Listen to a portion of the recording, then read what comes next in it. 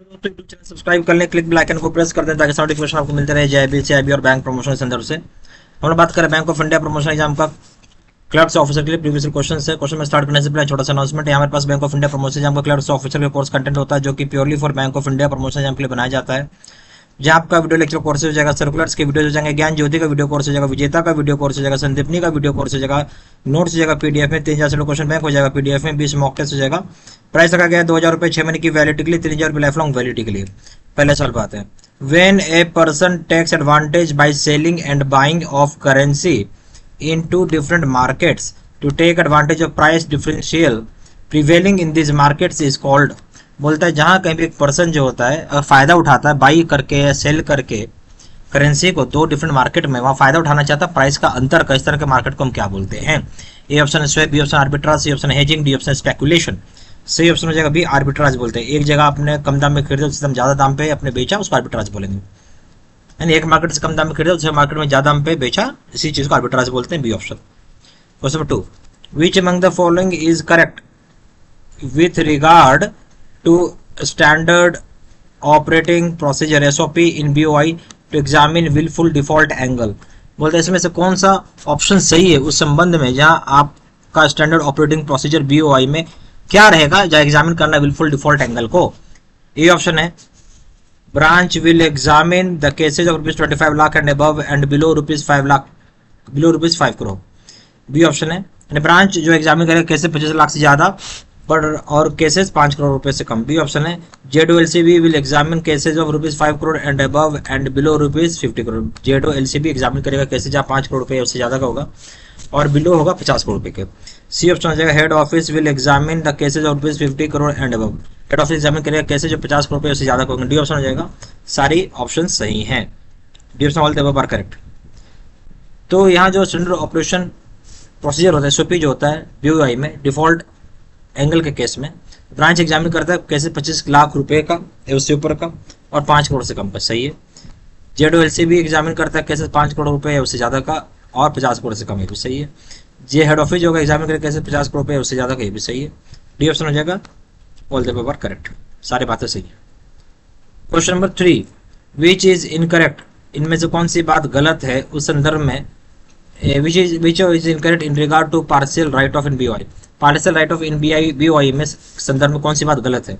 ए option है it can be done in all NP account, सारे NP accounts में किया जा सकता है। बी ऑप्शन है it can be done to the extent of provision held, जितना प्रोविजन किया गया उतना तक कर सकते हैं। C option it can be done in doubtful assets code 33, doubtful assets code 33 में कर सकते हैं। D option it is not covered by security, वैसे लोन जो सिक्योरिटी से कवर नहीं किए गए, तो पार्शियल राइट ऑफ कहाँ कर सकते हैं? जो ए ऑप्शन बोला सारे के सारे एनपी अकाउंट में कर सकते हैं, गलत हो गया। बी ऑप्शन बोलता है जहां तक प्रोविजन हेल्ड होगा वहां तक कर सकते हैं। ये बोलता है सी ऑप्शन बोलता है जो डाउटफुल एसेट कोड 33 उसमें कर सकते हैं। डी ऑप्शन बोलता है जहां सिक्योरिटी से कवर नहीं उसमें आप कर सकते हैं, ये सही है। तो गलत क्या हो गया? ए ऑप्शन, ये सारे एनपी अकाउंट आप नहीं कर सकते हैं, ए ऑप्शन। क्वेश्चन नंबर 4 में आइए, विच इज इनकरेक्ट, यानी बात गलत है वो आपसे पूछ रहा है। Which is incorrect with regard to prudential write off in BOI, जो prudential write off in BOI के संदर्भ में कौन सी बात गलत है आपसे ये पूछा जा रहा है। ए ऑप्शन है it can be done in doubtful 3 and loss asset account, इसको हम कर सकते हैं डॉटफुल 3 और लॉस एसेट अकाउंट में। बी ऑप्शन है it can be done where 100% provisioning is available as at the end of previous quarter, इसको हम कर सकते हैं 100% प्रोविजनिंग में जो अवेलेबल हो end of the previous quarter में। C option it is done without impacting the account at branch level, branch level में बिना अकाउंट को इम्पैक्ट किए कर सकते हैं। डी ऑप्शन है all the above are correct, सारी बातें सही हैं। तो ये सब कौन सी बात गलत है prudential write off in BOI में? जो ये ऑप्शन बोल रहा है इसको आप कर सकते हैं डॉटफुल 3 और लॉस एसेट अकाउंट में, ये बात सही है, ठीक है, बिल्कुल कर सकते हैं। बी ऑप्शन बोलता है कि ये जहाँ 100% प्रोविजनिंग अवेलेबल है प्रीवियस क्वार्टर के एंड में वहाँ कर सकते हैं। सी ऑप्शन बोलते हैं इसको कर सकते हैं बिना ब्रांच अवेलेबल अकाउंट को इम्पैक्ट किए, भी सही है। डी ऑप्शन है ऑल द अबव करेक्ट, सारी बातें सही है। Question number 5, what is the maximum time given to the borrower to submit his reply to the show cause notice of the bank before declaring willful defaulter। willful defaulter declare करने से पहले ज्यादा समय borrower को कितना दिया जाता है ताकि वो सबमिट कर सके अपना रिप्लाई जो बैंक का शो कॉज नोटिस होगा उसके ऊपर। ए ऑप्शन है 7 डेज, बी ऑप्शन है 15 days, C option 10 days, D option है 30 डेज। सही ऑप्शन जगह भी 15 दिन का समय दिया जाता है बोरोवर को willful defaulter डिक्लेयर करने से पहले जो शो कॉज का नोटिस आएगा, बी ऑप्शन। क्वेश्चन नंबर 6 में आइए, what is direct import bill, direct import bill क्या होता है आपसे वो पूछा गया है। ये ऑप्शन है when the shipment of goods is from the port of loading और port of discharge without stoppage.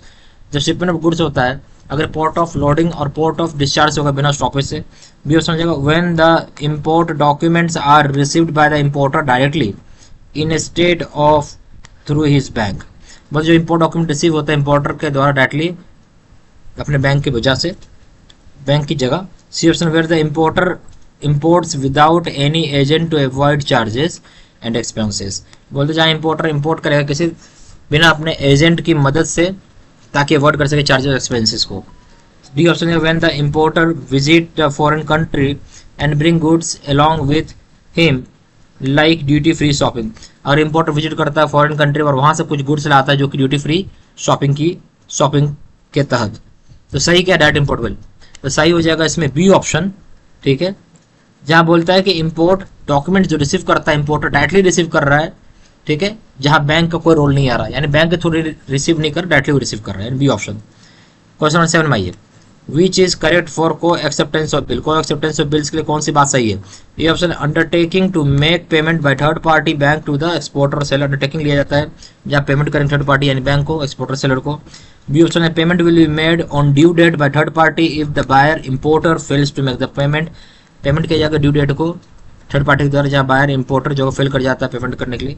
C option हो जाएगा when the bank guarantees to make payment is called co-acceptor. जब बैंक गारंटी करता है payment करने के लिए को एक्सेप्टर बोलते हैं। डी ऑप्शन ऑल द सारी बातें सही है। तो को एक्सेप्टेंस ऑफ बिल्स के संबंध में कौन सी बात सही है। ये ऑप्शन बोला अंडरटेकिंग ले जाता है जहां पेमेंट करते हैं थर्ड पार्टी के द्वारा बैंक को, एक्सपोर्टर सेलर को, ये बात सही है। बी ऑप्शन भी सही हो जाएगा आपका, जहाँ पेमेंट किया जा रहा है ड्यू डेट पे थर्ड पार्टी के द्वारा जहां बायर और इम्पोर्टर फेल कर जाता है पेमेंट करने के लिए। सी ऑप्शन हो जाएगा जहां बैंक गारंटी कर रहा है पेमेंट करने के लिए, उसे हम को एक्सेप्टर बोलते हैं।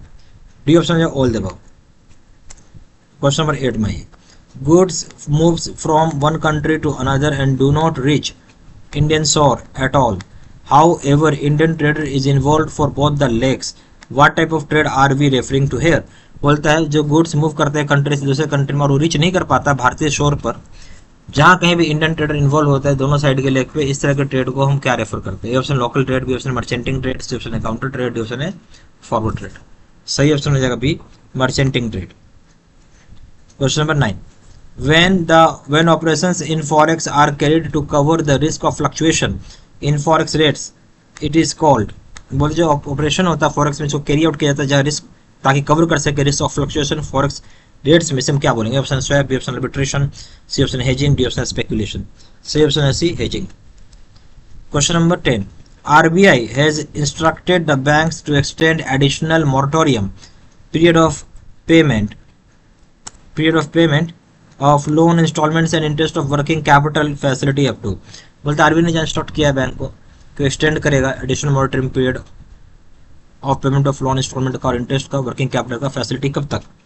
जो ए ऑप्शन दिया गया आपका ये हो जाएगा आपका 31/8/2023 तक। बी ऑप्शन है 31/12/2023। सी ऑप्शन है 39/2023, डी ऑप्शन 36/2023। सही ऑप्शन है ए 31/8/2023 तक।